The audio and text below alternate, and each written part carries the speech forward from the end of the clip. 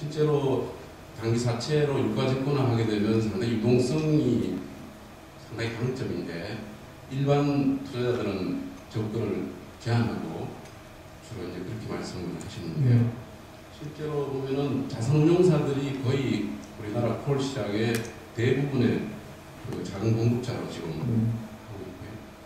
또 증권사나 카드사들, 또 은행 일부가 이제 뭐 실제로 자금 공급도 하고 수요도 하는 그런 입장인데, 실제 우리나라 그 단기자금 시장은 공급자와 수요자가 상당히 그 크게 양분화되어 있거든요. 그렇습니다.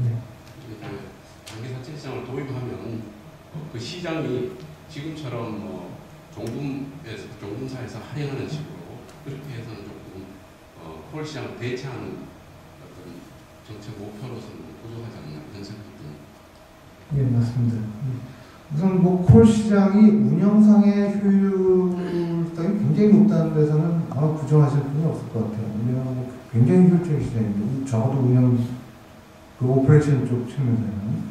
근데 아까 말씀드린 대로 그 제도상의 문제가 있다는 것도 다 인식을 하실 겁니다. 이제 CP, 그러니까 단기사채를 제도를 도입하면은 지금 그 할인을 하는 것도 있겠지만 이렇게 그 기존의 CP처럼 이제 아마 새로운 시장이 형성이 될 거예요. 1인분 시장 같은 경우는 인터딜러 브로커도 아마 생길 거고, 그 다음에 뭐 자금중개 회사도 분명히 그 CP 발행 중개를 분명히 할 겁니다. 그래서 효율성 확보에는 제 생각에 별로 문제가 될 것 같지는 않고요. 그리고 지금 그 자산운용사도 그렇게 되면 이제 CP 시장으로 내려갈 거고, 그렇게 되면 이제 자산운용사의 그 단기사채 보유 비중을 좀 높이려는 게 그래서 됩니다.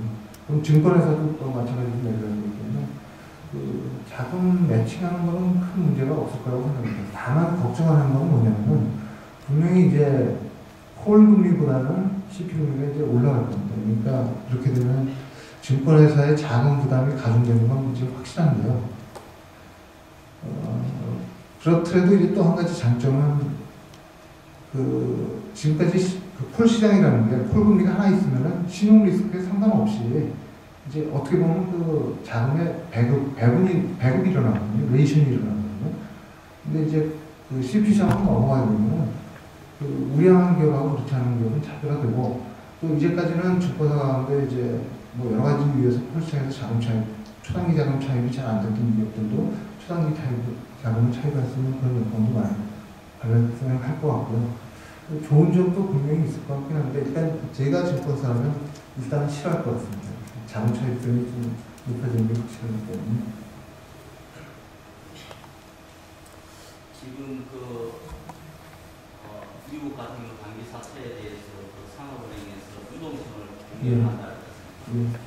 그러면 그 실질적으로 유동성만 공개하는 게 아니고 유동성을 공개한다는 이면적으로 신용 공개도 분명히 따라 있어야 될 것 같은데, 신용 공개하고 유동성 공개의 차이가 있는 건지, 결국은 유동성을 공개를 하는데 신용에 문제가 생겼을 경우에 신용 부분은 상업은행이 책임을 안 지는 건지.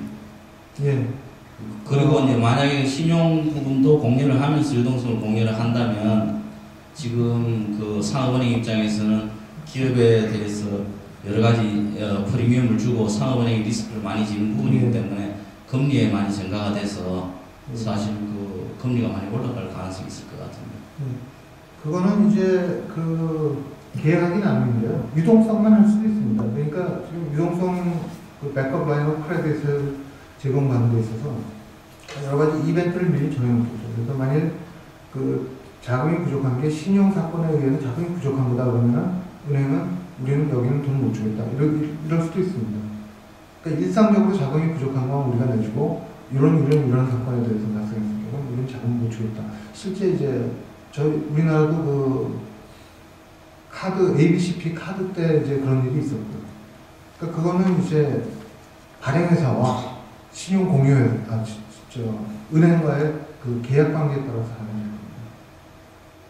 그러니까 신용 봉합을 원하면은 이제 크레딧 리스크에 대한 것까지 뭐 수수료를 더 주고 부담을 할 수도 있고, 그렇지 않으면 단순히 유동성만 할 수도 있고, 아니면 유동성에도 자신이 있다 그러면 그 크레딧 라인 없이도 할 수가 있습니다. 근데 미국의 경우에는 크레딧 라인이 없이 하면은 신용평가사가 신용평가를 안 해준다고 해요.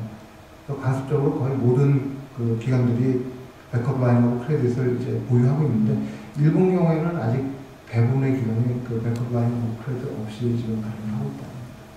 그러니까 이건 강제 사항은 아니고요. 그 발행하는 기관의 판단하는 문제라고 생각합니다.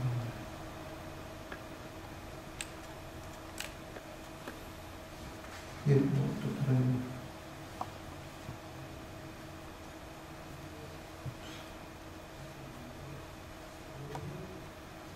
네, 다른 질문이 없으면 뭐 여기서 마치도록 하겠습니다. 네, 감사합니다.